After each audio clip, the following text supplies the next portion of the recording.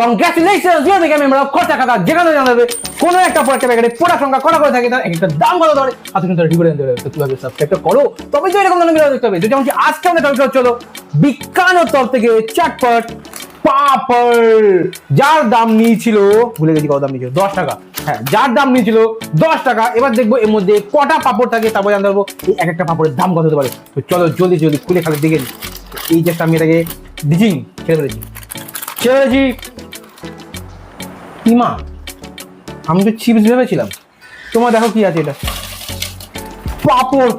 Normally Madhuri পাপড়কে চৌকো চৌকো করে কেটে বিক্রি করছে প্যাকেটে ভরে। ইস ছি ছি ছি ছি। চলো দেখি কটা থাকে। 1 2 3 4 5 6 7 8 9 10 11 12 13 14 15 16 17 18 19 20 21 22। এই বাকিগুলোকে আমি এর সাথেই ভেবে নিই কারণ সবই টুকরো টাকা। 22। যাই হোক, এই 10 টাকা দামের বিজ্ঞানো চটপট পাপড়ে 22খানা পাপড়ের টুকরো আছে। এবার দেখবো একটা টুকরোর দাম কত হতে পারে। 10/22 যদি কই দাঁড়াবে এক একটা পাপড়ের পিসের দাম পড়ছে 45 পয়সা করে।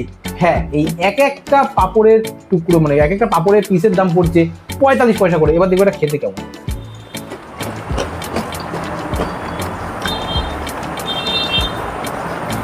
নর্মাল পাপড়ের মতন খেতে, আবার কেমন খেতে হবে, মাদুরি পাপড়ের মতনই খেতে। মাদুরি পাপড় জাস্ট মাদুরি পাপড়কে এরকম ডাইসে ফেলে কেটে কেটে এই টুকুন টুকুন পিস করে প্যাকেটে ভরে 10 টাকা বিক্রি করছে, আর কিছুই না।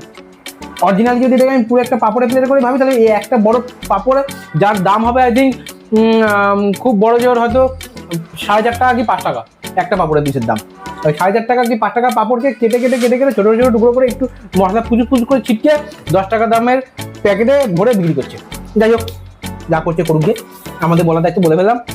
যে তোমার জেনে গেলে এই বিজ্ঞানো চটপট পাপড়ের প্যাকেটে 22খানা পাপড়ের পিস থাকে, যার এক একটা দাম 45 পয়সা করে, যেটা কিনে খাওয়াটা লস। এটা খেলে না মানে অ্যাসিডিটি হবে।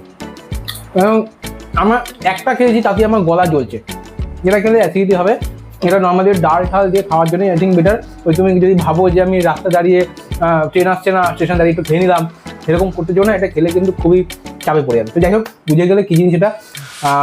যাই ছিল এই ছিল, এর বিষয়ে আমার কিছু বলার নেই। আর পয়দা হবে টাটা।